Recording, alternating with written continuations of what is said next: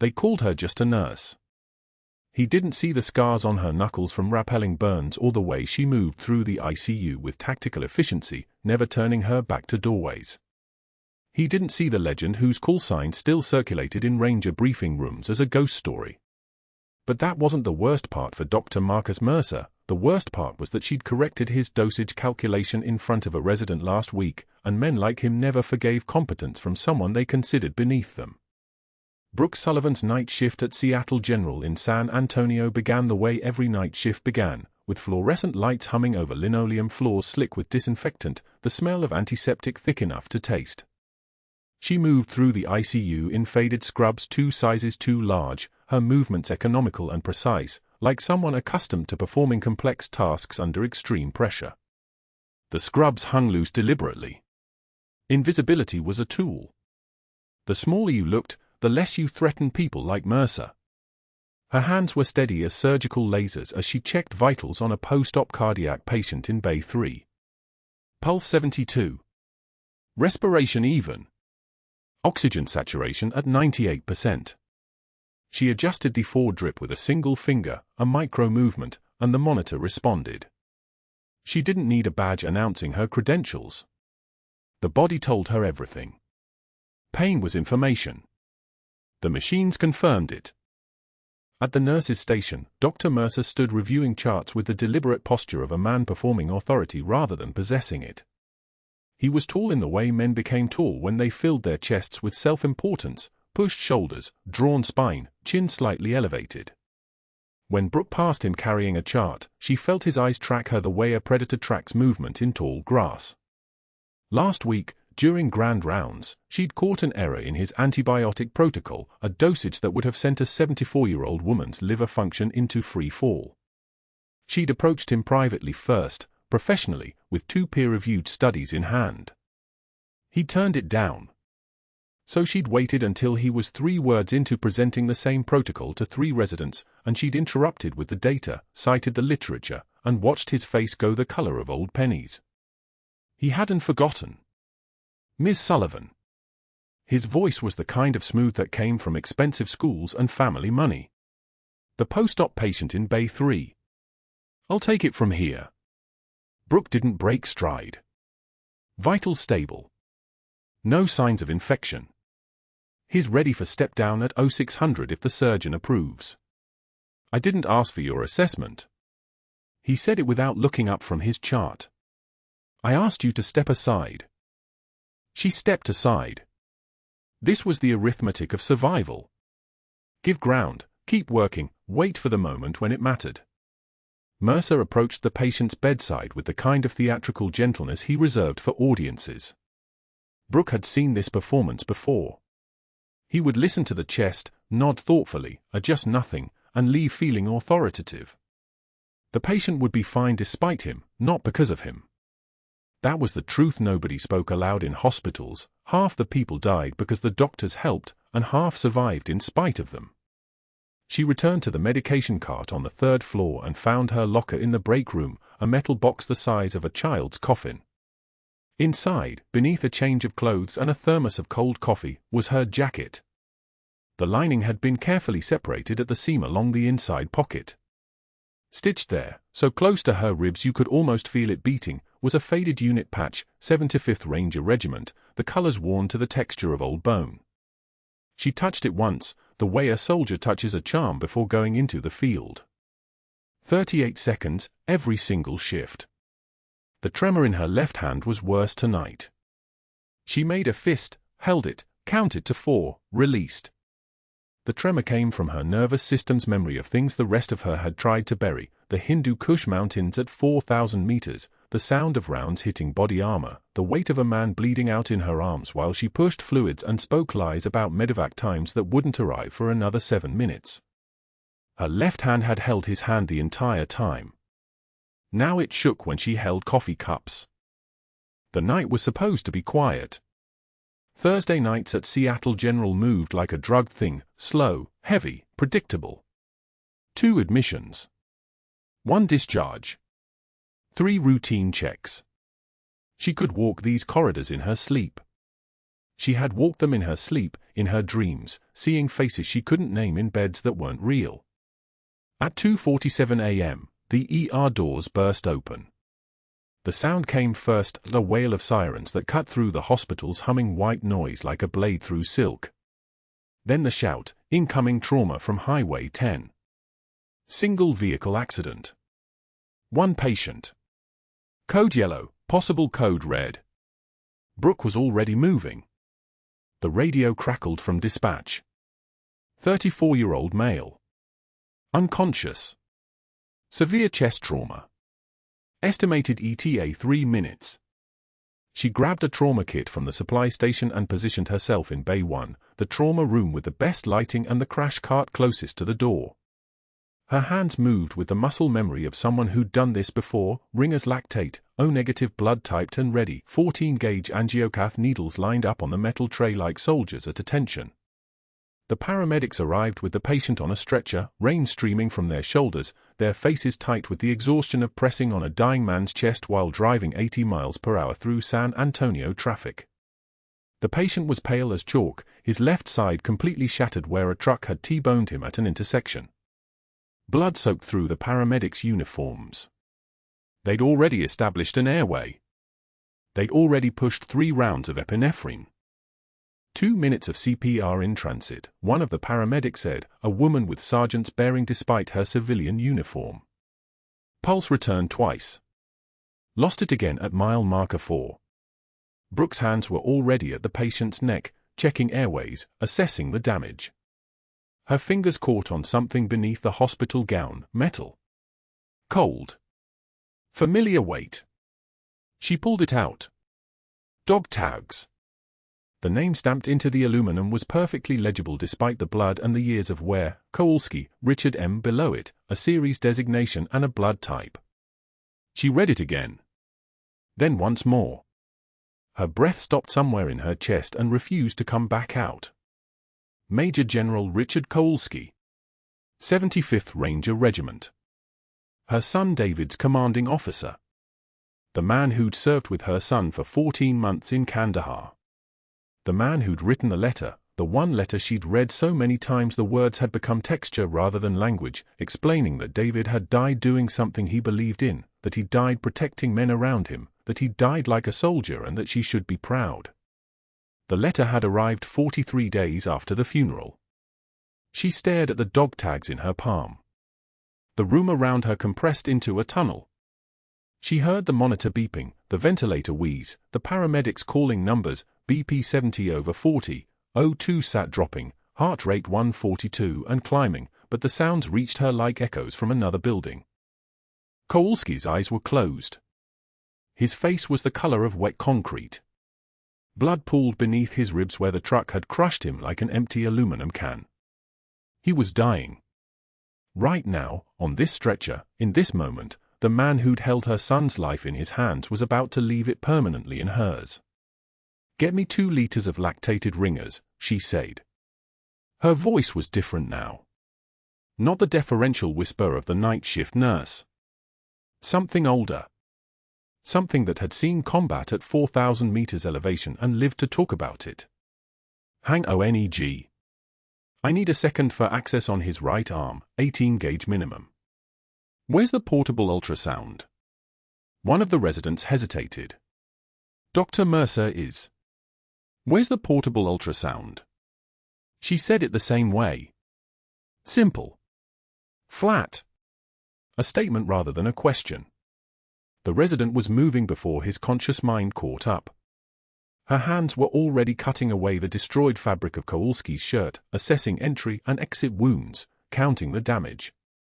7 lacerations. Possible pneumothorax. Definitely hemothorax. His left lung was drowning in its own blood. The monitor climbed, BP now 68/32. O2 sat falling through 75, 72, 68. The rhythm degraded. The screen showed a heartbeat that was forgetting how to be a heartbeat, irregular, desperate, the muscle of his heart trying to pump through catastrophic trauma. "Hang that blood," she said. "Push 1 milligram of epinephrine for now. 2 units of packed red cells." He needs the OR in the next 4 minutes or we lose him.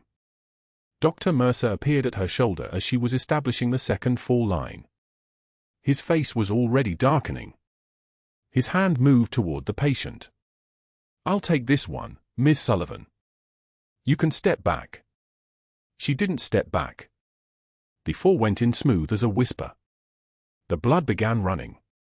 She was already calculating the chest tube placement, the needle decompression at the second intercostal space if the pressure difference became critical in the next 90 seconds. Her hand knew what her mind had spent 15 years trying to forget, how to keep a soldier alive long enough to get him to someone who could save him. "You need to step back," Mercer said again. His voice was lower now. A warning wrapped in professionalism. She turned to him. Just for a moment. Just enough to look directly into his eyes, the kind of look that carries information. He saw something in her face that made him take a step backward. She couldn't control that reaction. Couldn't hide the thing that lived in her eyes after the Hindu Kush. The monitor screamed. The flat line was coming. The patient's heart was making its final decision. But that wasn't the worst part. The general's heart was still beating at 02 for 7 hours, but sepsis doesn't announce itself with fanfare. It whispers. It spreads. It kills quietly while doctors sleep. Brooke knew this in the marrow of her bones, the kind of knowledge that comes from watching soldiers die in field hospitals where there were no antibiotics, only choices. She stood at the medication cart on the 3rd floor, staring at the antibiotic order Dr. Mercer had written at evening rounds, the one that made her jaw clench so hard she tasted metal. Narrow spectrum. Insufficient. Wrong. But that wasn't the worst part. The worst part was standing in the hospital conference room at 0800 that morning, watching Dr. Mercer project her charting onto a screen in front of 12 residents and 4 attending physicians like she was a cautionary tale they needed to witness. The fluorescent lights hummed their mechanical drone. Her heart did not accelerate. Her hands did not tremble. She'd been trained to stand still while people died around her. Standing still while people judged her was a different kind of endurance test. "Here," Mercer said, his voice carrying the satisfied weight of a man who'd found an audience, "we see a textbook example of dangerous nursing shortcuts." He emphasized the word nurse like it tasted of ash. Note how the staff member unilaterally decided to adjust antibiotic protocols without physician oversight. This is scope creep. This is, he turned to the residents with a smile that never reached his eyes, this is what happens when support staff forget their limitations. One resident looked at his shoes. Another fidgeted with his phone. Mercer was competent at this, the surgical dissection of someone's reputation. He wasn't a screamer. He was worse. He was methodical. Brooke took one measured breath. Her eyes remained forward. The chart on the screen showed her name, B. Sullivan, RN. Not the rank she'd earned in the Hindu Kush. Not the medals folded in a box she hadn't opened in 8 years. Not the 3 soldiers she'd pulled from burning humps with her own hands. Just initials. Just a nurse. The lesson, Mercer continued, is that protocols exist for a reason. Nurses do not make medical decisions. Doctors do. This distinction is not negotiable, and it certainly isn't flexible for those who fancy themselves clinicians. He clicked off the presentation. The screen went black. Questions. Silence. That afternoon, Brooke found herself at the vending machine on the 3rd floor during her break, the fluorescent-lit corridor empty except for the mechanical hum of the machine itself. She inserted a dollar bill with the precision of someone performing a ritual. The bill went in. The coil turned. A packet of instant coffee fell. Then Mercer's voice carried from around the corner, his tone practiced casual, the voice of a man who didn't care who heard him. The problem with nurses today, he was saying to 2 residents, both nodding with the desperate eagerness of junior staff, is they watch too much television. They think scrubs make them doctors. Next she'll want to do rounds. She'll be writing orders. Laughter followed, the thin, performative kind that comes from people afraid of what happens if they don't laugh. "Maybe we should call her Dr. Nightingale," one resident offered. Mercer smiled. The smile was a weapon. Oh, I'm sure our clipboard hero has opinions on every case. Very encyclopedic. Very confident in her superiority. Brooke retrieved her coffee from the machine. The packet was warm against her palm. She turned to face them, Mercer, 2 residents, the vending machine creating a tableau of institutional power dynamics. She could see the moment Mercer's expression shifted from amusement to something else. Something was wrong in her posture. Her shoulders were wrong. Her stillness was wrong. She stepped forward. 1 step. Then 1 tear escaped. Just 1. She wiped it away without breaking eye contact with Mercer. When she spoke, her voice had dropped an octave. It was the voice of someone who'd given orders in darkness while rounds weren't happening, while protocols weren't in place, while the only thing standing between living and dying was a set of hands that knew what to do.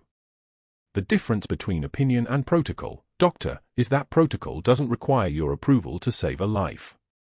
She turned and walked away, and the silence behind her was so complete you could hear the ventilation system breathing. What she didn't say, I've performed emergency field surgery on a colonel under fire. I've run a 12-man extraction through Kandahar province with 2 soldiers bleeding out and a drone strike 40 seconds behind us. I've made decisions at 0300 in the Hindu Kush that killed some people and saved others, and I lived with the weight of those choices every single day. But none of that mattered in a hospital conference room. None of that mattered when she was just a nurse. The 3rd attack came at shift change, when the day staff gathered at the nurses' station for handoff. Brooke was signing out her patients with the same meticulous care she used for everything, her handwriting steady, her documentation precise, each note a small act of defiance against the chaos. The evening had been quiet. The general's fever was 101.8, holding steady on the antibiotics Mercer had ordered. She'd documented everything. She'd followed protocol. Then Mercer arrived with a nursing supervisor and a security guard whose name tag read Patterson. Miss Sullivan, he announced, loud enough for the entire day's shift to hear. 15 nurses turned. 15 pairs of eyes. Hospital policy requires all staff to operate within their scope of practice. Your repeated attempts to exceed nursing authority have been documented. I'm recommending a formal investigation. The security guard's hand rested on his belt, not threatening, not yet, but present. A reminder of institutional weight. Mercer turned to face Patterson directly.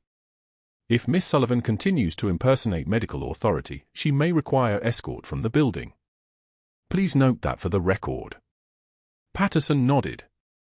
The words hung in the air like a smell no one wanted to acknowledge. Brooke finished signing out the last patient note. Her handwriting didn't waver. She filed the chart. She stood up. She met Mercer's eyes for exactly 2 seconds, and in those 2 seconds, something flickered across his face, not triumph, but something closer to frustration. The triumph would have been easier. The frustration meant she wasn't breaking. The frustration meant he was going to have to try harder. Have a good evening, Doctor, she said quietly. Then she clocked out. Her badge pulled free from her lanyard with a soft plastic snap. She walked past all 15 nurses, past Patterson, past Mercer, and out through the ER doors into the San Antonio evening where the rain had started falling like someone was pouring it from a bucket. Back that night, reviewing the chart at 2,300 hours, Brooke's calculations crystallized into something cold and clear. The general's temperature had crept to 102.1. His white blood cell count had climbed from 14,000 to 17,600. The cultures she'd ordered weren't back yet, they wouldn't be until morning, but she already knew what they would show. Sepsis had fingers. It was reaching into his bloodstream with methodical precision, the same way Mercer was reaching into hers with calculated humiliation. She stood at the medication cart, looking at the antibiotic order in the system. Narrow spectrum. Prophylactic dosing. The order that Mercer had written to prove a point, that nurses don't make decisions. That protocols matter more than patients. That she needed to know her place. The general's chest rose and fell beneath the hospital gown. His dog tags lay on the side table where she'd placed them after the ER staff logged his belongings. The metal caught the fluorescent light, worn smooth by years of being worn against skin. She'd read the name before she'd tried not to. Richard Kowalski. Major General. 75th Ranger Regiment. Her son's commanding officer. The man who'd written the letter that had shattered her civilian life 2 years ago. She picked up the dog tags. The metal was warm from where they'd lain in the lamplight. Underneath them was a photograph, creased and faded, tucked back into the evidence log envelope. She didn't need to open the envelope to know what it showed: her son in uniform, standing beside General Kowalski in the Hindu Kush, the mountains rising like teeth behind them. And behind that photo, another one, her funeral clothes, civilian colors, the day she buried the life Captain Brooke Sullivan had lived before Operation Granite Shield went classified. At 0100, the monitor alarm chimed. Soft at first, then persistent. The general's temperature had spiked to 103.4 degrees. Brooke called Mercer's cell number. It rang 4 times before he answered, his voice thick with sleep. "This is Sullivan. General Kowalski's temperature is spiking. White count climbing. I need to escalate antibiotics to broad-spectrum coverage immediately." Mercer's voice came back, sharp and awake now that his authority was being challenged. "Monitor and document, nurse. I'll evaluate in the morning. The cultures aren't back. We don't have confirmation. The clinical markers are clear. Fever trajectory, elevated WBC, and he had a traumatic puncture wound. This is sepsis presentation. In the morning, Sullivan." He hung up. She stood at the medication cart, holding the phone, staring at the antibiotic order in the system that was 12 hours behind the infection taking root in the general's blood. The ventilator wheezed its mechanical rhythm in the room behind her. The monitors beeped their steady pulse. And somewhere in the building, in his office or his home, Dr. Mercer was settling back into sleep, confident that he'd won another small battle in a war he didn't know he was fighting. But that wasn't the worst part. The worst part was that he was right about one thing: she had no authority here. Captain Brooke Sullivan was supposed to be dead. She was supposed to be erased, disappeared, scattered across a classified file somewhere that would never be declassified. She was supposed to be nothing. And right now, that nothing was all she could do. The day collapsed into itself at 0237. Brooke had been watching the general for 16 hours straight, 2 hours past the end of her shift, 2 hours she wasn't being paid for, 2 hours that Dr. Mercer had made explicitly clear she should not be spending on this patient. She sat in the chair beside his bed in the ICU bay, the fluorescent lights casting everything in that particular shade of institutional white that made time feel like it wasn't passing at all. The monitors beeped their steady rhythm. Ventilator. Heart rate. Blood pressure. All the numbers that were supposed to mean he was stable. Except he wasn't. The fever had started climbing at 1600. Brooke had checked it herself, running the thermometer across his forehead because the automatic sensors in his room had clearly malfunctioned, no hospital equipment worked perfectly, and she'd learned a long time ago that what machines told you and what your hands could feel were sometimes very different things. 101.2, then 101.7. By 2000 it had settled at 102.1, and when she'd mentioned it to Dr. Mercer during evening rounds, he'd glanced at the chart and said, "Trauma response." Perfectly normal post-accident presentation, without actually looking at the patient or touching him. She'd watched the white count climb. 14,000 at admission. 18,400 by 1400. 22,600 by 2,100. A steady march upward that spelled out a word nobody was saying: infection. The antibiotics Mercer had ordered were wrong. Brooke knew this the way she knew her own call sign, the way muscle memory knew which angle to approach a bleeder, the way her hands remembered the feel of a sternum under a combat knife. Broad spectrum wasn't enough when you had a penetrating thoracic trauma with a wound that had been exposed to God knows what on the street. The general needed something with coverage for gram-negatives, something aggressive, something that would hit sepsis before sepsis took the upper hand. Instead, Mercer had written for ceftriaxone, adequate for routine infections, useless for this. She'd tried. That was the thing that clawed at her the most. She'd tried. At 2300 she'd approached the nurse's station where Mercer was charting, moving with the careful precision of someone carrying something fragile. "Doctor, the general's white count is elevated and climbing. The wound site has some swelling. I'm concerned about." "I'm aware of his labs, Nurse Sullivan," he'd said without looking up. His tone had the texture of broken glass wrapped in velvet. "I'm the physician. You're the aide. Shall we remember our respective positions?" Not an aide. But saying that would only make it worse. Brooke had breathed in through her nose and out through her mouth, a technique learned in places where screaming would get you killed, and she'd walk back to the general's room without another word. Now the monitor was telling her what she'd already known it would say. The alarm came at 0237 like a scream. Not a gentle escalation.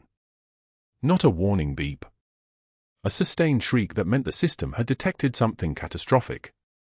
Brooke was on her feet before the sound finished registering, her hand already on the general's arm. Cold.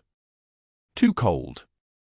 His blood pressure had dropped to 74/42 and his heart rate was sprinting at 138, a rhythm that meant his body was in full panic mode, hemorrhaging, losing its battle to stay alive. She ran for the crash cart. The doors to his room slammed open behind her and 2 residents came running, still pulling on gloves. "What do we have?" the taller one asked, but Brooke was already moving past them, running her hands over the general's chest wall through his gown, finding it. The wound site was swollen like something alive. Hot beneath her fingers. Not the dry heat of infection, this was the slick heat of blood pooling where blood had no business being, internal hemorrhage that the accident had started and the untreated infection had accelerated. The sutures were straining. She could see it happening, could see the pressure building beneath intact skin like a balloon getting ready to rupture. "Get Dr. Mercer," she said to the nearest resident. Not a request. Not the careful phrasing she'd been trained to use with physicians. A command, pure and simple. Now. The resident hesitated for half a second, long enough to register that a nurse had just given him an order, and then he was running. Brooke grabbed the crash cart's crash pad and positioned it across the general's chest. The monitors were screaming different frequencies now. Blood pressure dropping. O2 saturation falling.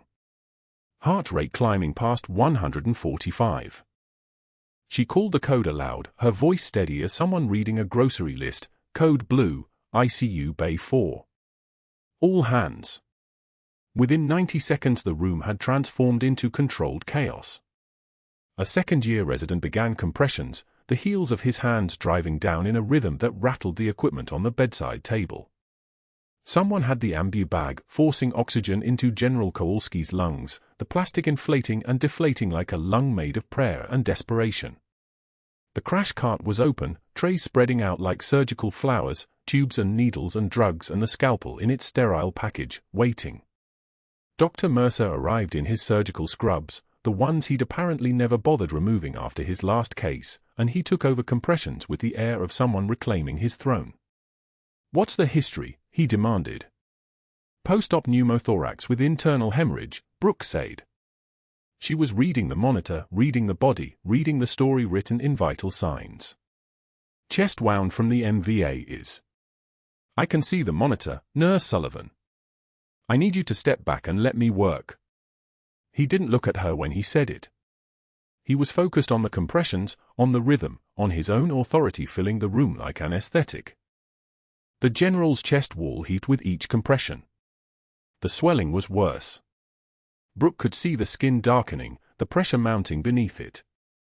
Internal bleeding that was pooling somewhere in his thoracic cavity, blood that needed to go somewhere but had nowhere to go except deeper into the tissue, crushing organs, stealing oxygen, stealing everything. His pressure's dropping further, one of the residents called out. Now 62/35. "Epi," Mercer said. "Push 1 milligram 4. Someone was already on it, finding the port, pushing the drug. The monitor's rhythm didn't change. Still chaotic. Still falling apart. Brooke had treated 13 hemorrhagic shocks in the field. 13 times she'd been standing where Mercer was standing now, except there was no hospital and no crash cart and no backup, just a man with a hole in his chest and her hands and the choice between trying something that broke protocol or watching someone die because you were too afraid of consequences. The general's monitor flatlined. Not a rhythm disturbance. Not a dysrhythmia. A line as straight as a knife wound. Asystole. Clinical dead. The monitor was telling them what her body already knew. If they didn't intervene in the next 2 minutes, General Richard Kowalski wasn't coming back. Defibrillator, Mercer was saying, but it was wrong, it was all wrong, because you couldn't shock a flatline back to life, couldn't electricity a heart that had simply given up. What the general needed was the bleeding stopped, needed the pressure released, needed someone to open his chest cavity and find where the blood was pooling and clamp it before his body was just an empty container. Mercer called for compressions to continue. Epinephrine again. The rhythm monitor still showing that terrible flat line. Brooke looked at the crash cart. Looked at the scalpel in its sterile package. Looked at her own hands, hands that remembered the feel of the Hindu Kush sun baking the ground hard enough to crack, hands that had held a 17-year-old ranger whose leg had been above the knee and below the moment the IED detonated.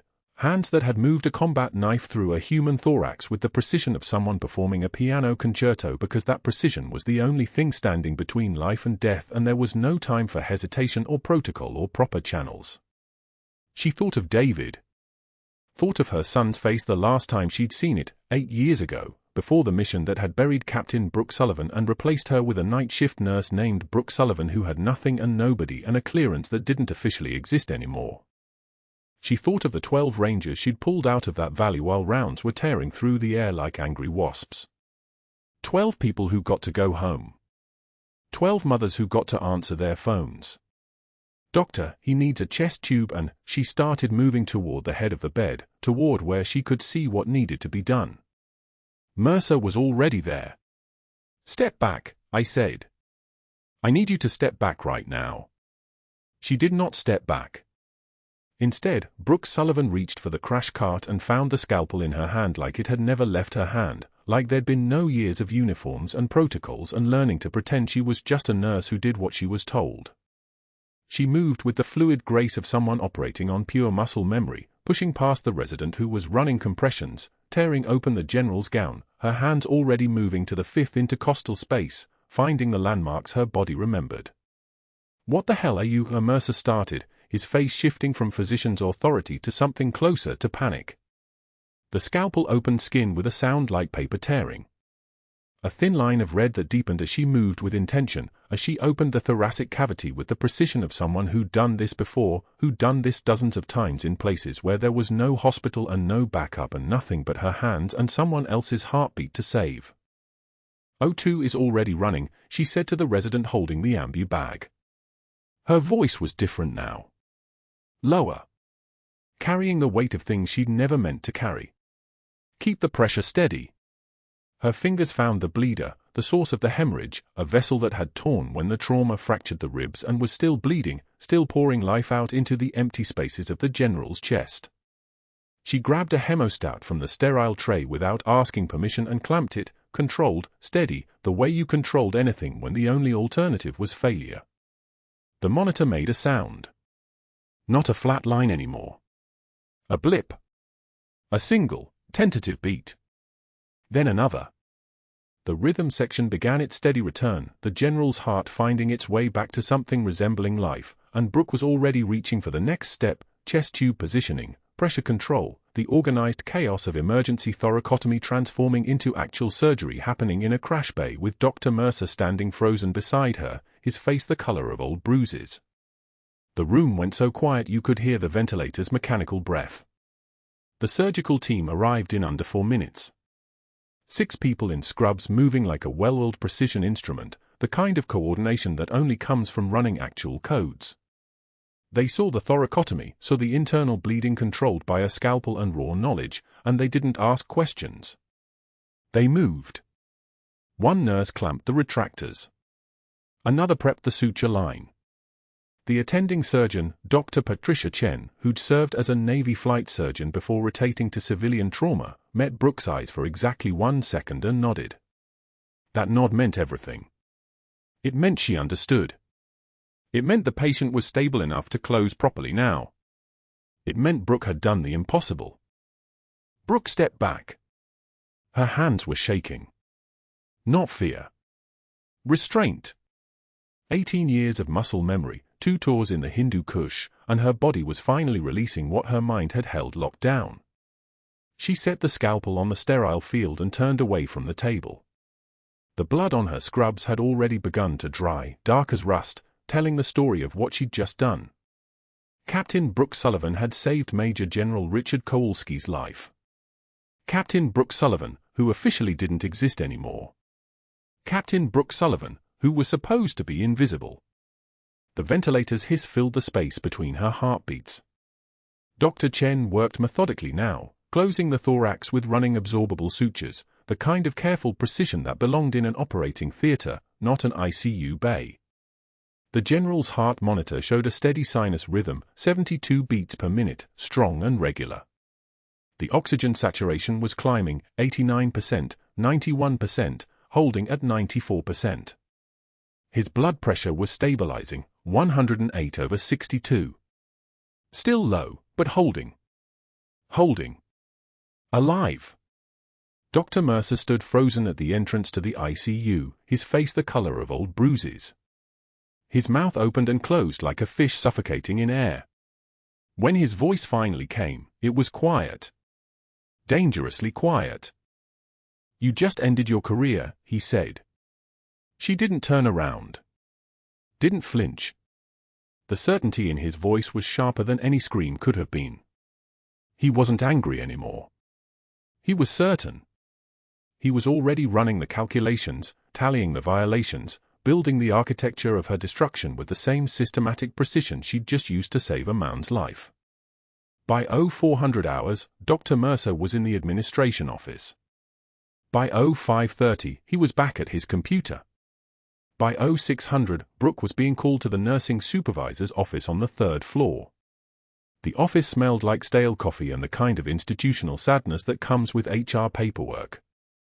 Supervisor Margaret Torres sat behind her desk with the expression of someone who'd rather be anywhere else. To her left sat Dr. Mercer, arms folded, his face carefully neutral now.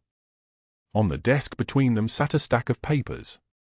17 pages, it turned out. Brooke counted them before sitting down.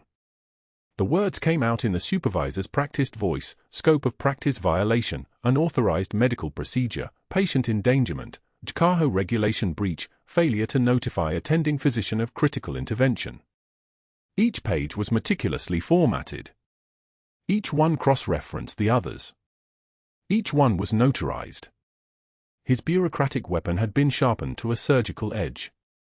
"This is standard procedure, Brooke," Torres said, and the kindness in her voice made it worse. "Pending investigation, we need to place you on administrative suspension. Your badge and access credentials are suspended effective immediately." Brooke nodded. She didn't speak. Speaking would require explaining what she'd done, and explaining would require revealing why she knew how to do it, and that door couldn't be opened. "Not yet. Security will escort you from the building," Torres continued. "You can contact HR regarding your suspension pending the full review process." Dr. Mercer didn't smile. He just watched. Savoring it. Brooke removed her hospital badge from her scrub pocket, the badge she'd worn for 3 years without anyone asking questions about the woman it represented. She set it on the desk with the same careful precision she'd once used folding her dress uniform before Operation Granite Shield had erased Captain Brooke Sullivan from existence.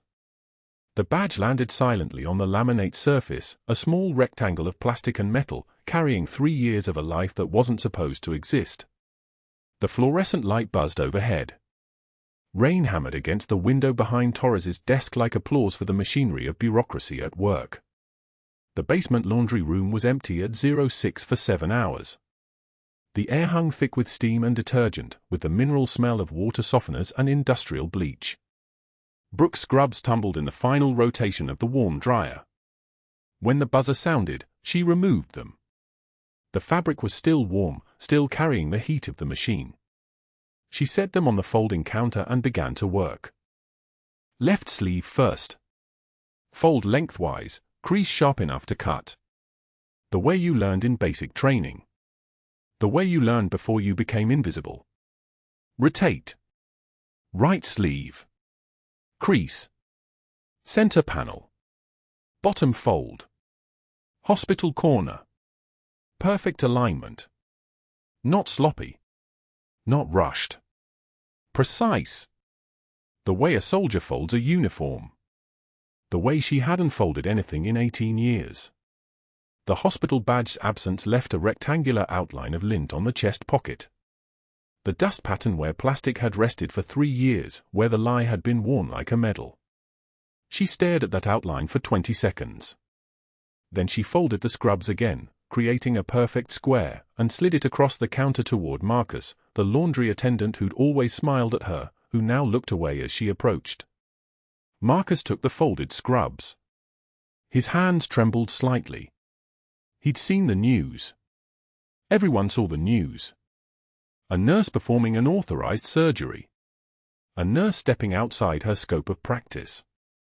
A nurse who'd broken every rule in the hospital's policy manual. Brooke walked to her car in the parking garage. Level 3B, Space 47. The concrete smelled like motor oil and something else, rain on hot asphalt, the smell of everything ending. She sat in the driver's seat with her hands on the wheel at 10 and 2, the position she'd learned before she'd ever become invisible. Her phone sat on the passenger seat, face down. She allowed herself exactly 60 seconds. Her shoulders shook. Silent. Controlled. The way soldiers cry when they finally stopped fighting. The way invisible people break when the weight of existing without existing finally becomes too heavy. 60 seconds. Then she stopped. Wiped her face with the back of her hand. Breathed in. Breathed out. Captain Brooke Sullivan was gone again. Brooke Sullivan the nurse was all that was left. Her phone buzzed at 0651 hours. Unknown number. Then another text from the ICU charge nurse, General is awake. Asking for you by name. She stared at that message. Asking for Brooke Sullivan. The nurse. Not the captain. Not the operative. The woman who'd held a scalpel in the darkness and remembered every hour of training she was supposed to have forgotten. She could already see the parking lot security footage showing her being escorted out by 2 guards. She could already see the formal record that would be filed with the state board. She could already see the end of everything she'd built here. But the general was awake. And he was asking for her. By 1100 hours on the same morning, something shifted in the system. A routine background check, a standard protocol for any staff member involved in a Sentinel event, pulled up something unusual in Brooke Sullivan's security file. A classified clearance marker. The kind that shouldn't exist for a civilian nurse. The kind that triggered automated alerts that climbed chains of command nobody at Seattle General knew existed. The system escalated. Department of Defense Personnel Security received the alert. Someone at the Pentagon made a phone call. Someone else made another call. By 1300 hours, the Chief of Staff at Seattle General received a call from an officer she didn't recognize, with credentials she couldn't verify, requesting that Brooke Sullivan be brought back to the hospital immediately pending urgent federal investigation. Dr. Mercer received no phone call. Security received no notification. The order came through channels that existed above his authority entirely. At 1430 hours, Brooke's phone rang. Ms. Sullivan? This is Chief of Staff Richardson. We need you to return to the hospital. Immediately.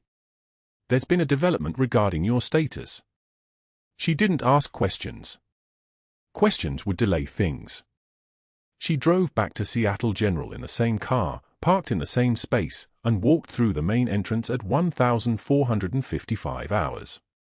The General's private room was on the 4th floor. When she pushed open the door, Major General Richard Kowalski was sitting upright despite the chest tubes, despite the fact that he should have been unconscious for at least another 8 hours. His hands were bandaged. His face was pale. His eyes were the color of a stormy Atlantic, and they tracked toward her the moment she entered. He was holding dog tags. Not his own. Smaller ones. They caught the light from the window as his weathered hands turned them over, reading the name, the service number, the blood type. David's tags. The same tags that had been returned to her in a folded flag 3 years ago. The general's lips moved. When his voice came, it was barely above a whisper. Valkyrie 6. The call sign hung in the air between them like a prayer. Valkyrie 6. The only 5 people alive who knew that call sign were a general officer, 3 rangers, and the woman who'd become invisible to protect them. A Marine colonel stood at attention by the window. He wore dress blues with ribbons that climbed his chest like a history of wars nobody talked about. When he moved, his movements were precise and military and purposeful. He opened a leather folder in his hands and began to read. For extraordinary heroism in combat operations in the Hindu Kush region. The door opened. Dr. Mercer walked in with the authority of a man who'd forgotten what it meant to be challenged. His mouth opened to form the order that would remove her from this room, that would complete the humiliation, that would ensure her destruction was final and complete. Captain Brooke Sullivan led a nighttime extraction of 12 wounded rangers. I said get out, Mercer started, pointing toward Brooke. This patient needs. Major General Richard Kowalski raised one hand. The room went dead silent. The kind of silence that comes from absolute authority, the kind that doesn't need volume because it carries the weight of command itself. Mercer's mouth closed. His hand dropped. The general stood. Chest tubes and all. He moved like pain was just information, something to process and file away. Like his body was a vehicle he'd learned to operate under fire, and this was nothing, this was just another movement in a long history of movements that mattered. The Marine colonel continued reading. His voice carried the precision of someone who'd memorized every word, who'd been prepared for this moment, who understood exactly what was being revealed. Exposing herself repeatedly to hostile fire while providing advanced trauma care to wounded personnel. A second officer appeared, army uniform this time, with insignia that marked her as a major. She carried a clear evidence bag. Inside was the faded unit patch. The 75th Ranger insignia. The one Brooke had unpicked from the lining of her jacket and hidden in her locker the day Operation Granite Shield was classified. The general reached out and took the bag. His hands held it like it was made of light, like it was precious beyond measure. He saluted it. An actual salute. Fist to chest. The gesture that soldiers only made to flags and the memories of fallen brothers. Dr. Mercer's mouth opened. Closed. His face was the color of old bruises again, but for a different reason this time. The confidence had drained out of him like blood from an open wound. She's a nurse, he said. She's a ranger, the general replied. 2 Pentagon officials arrived at 1,520 hours. They wore civilian suits the color of rain clouds and carried credentials that made people step out of their way. They asked to speak with Dr. Mercer about the investigation he'd initiated. About the Sentinel event documentation. About the 17 pages of carefully compiled violations. They also asked about other investigations. About 7 malpractice settlements quietly paid out over the past decade. About patient complications that never quite made it into the official record. About surgical reports that didn't match the outcomes. About a pattern that investigators were very interested in examining. Dr. Mercer began to understand that the machine he'd built, the bureaucratic weapon he'd sharpened so carefully against Brooke Sullivan, had just been turned around to face him instead. But that was all still coming. For now, in this moment in the general's room, the only sound was the ventilator's steady breath and the quiet certainty of someone who'd finally been seen for what she actually was. The hospital's routine background check for the incident investigation came back flagged. Not a simple flag. A screaming siren of a flag. Classified security clearance. Civilian nurse. Those things didn't exist together in the same file. The administrator who opened the email read it twice. Then he made a call. Then someone else made a call. Then phones started ringing in offices that didn't appear on any organizational chart. By 0900, the Pentagon knew. By 1000, 3 separate agencies were reading Brooke Sullivan's file, the real one, the one that had been buried so deep that even her social security number carried encrypted routing protocols. The calls went up chains that Dr. Mercer didn't know existed. The kind of chains where a single word from the top could dissolve a medical license like sugar in rain. Brooke didn't know any of this yet. She was in the basement break room at 11:30, sitting alone with cold coffee and the weight of what she'd done, when her phone buzzed. Security. General's floor. Room for 12. Now. Not a request. Something in the tone made her stand instantly. Her hands were steady. Her hands were always steady. This was the difference between civilians and people like her. When the signal came, the body knew what to do before the mind caught up. She rode the elevator to the 4th floor with her shoulders back and her eyes forward, the posture of someone walking into a room where she'd already made peace with whatever came next. The 2 security guards at the nurses' station didn't move to stop her this time. They just watched her pass, and in their faces she saw something like curiosity mixed with fear. General Kowalski was sitting up when she entered.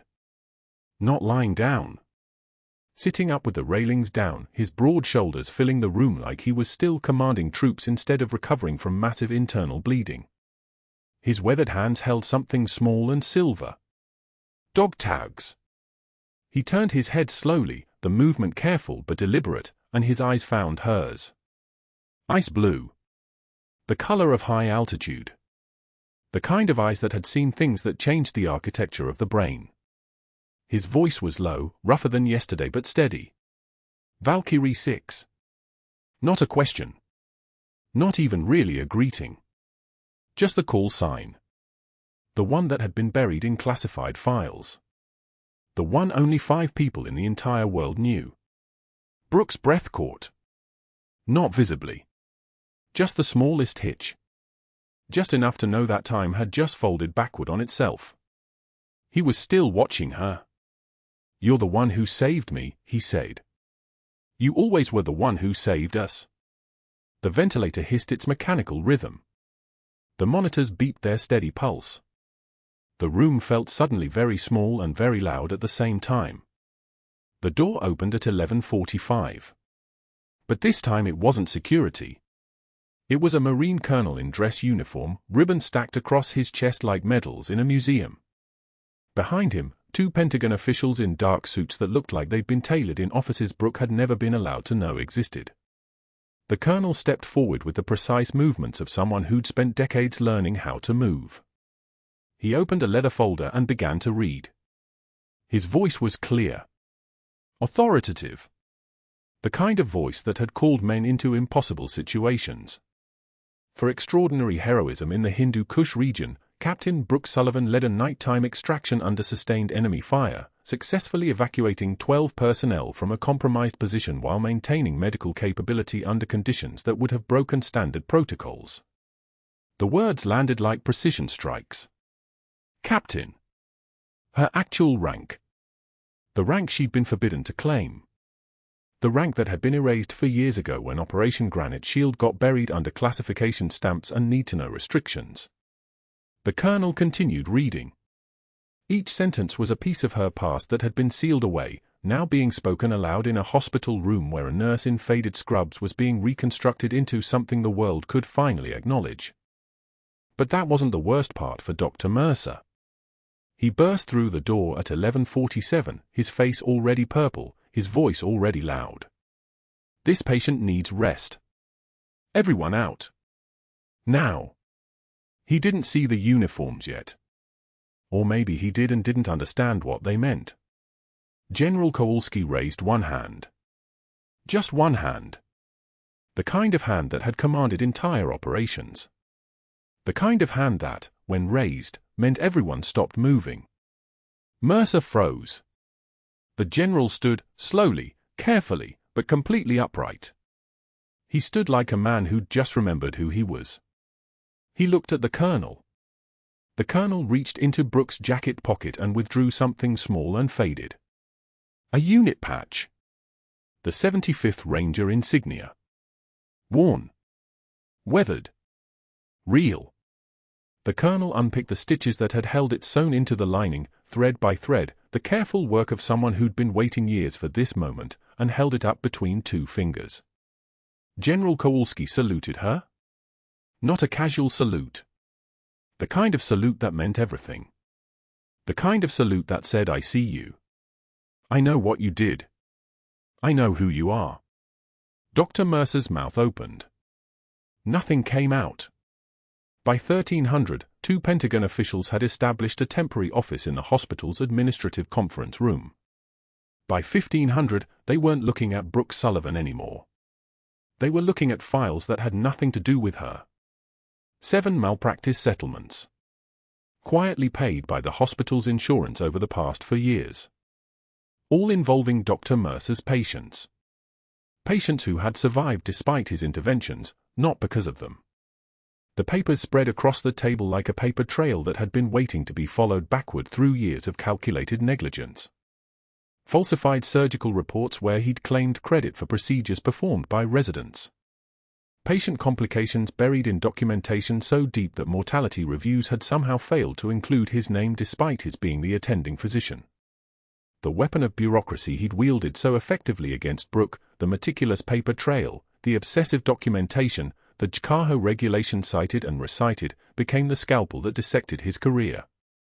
Every complaint he'd filed against her required pulling her complete patient records, which revealed a 98% save rate on critical patients, which showed his countermanding orders, which, when investigators traced outcomes backward, painted a pattern that was damning in its clarity. At 1830, the Texas Medical Board received a formal complaint from the DoD Inspector General's office. Patient endangerment. Fraudulent documentation. Systematic malpractice hidden under administrative procedure. Mercer was suspended at 1900. Escorted from the hospital by the same security guard who'd threatened Brooke that morning. He passed the nurses' station where he'd publicly humiliated her. Where 15 nurses now stood in complete silence. Watching. One resident, the one who'd called her Dr. Nightingale under his breath during her suspension, stared at his shoes. The silence was the kind that comes from understanding that you'd witnessed something. That you'd been present for something. That you were part of a narrative that had just inverted itself completely.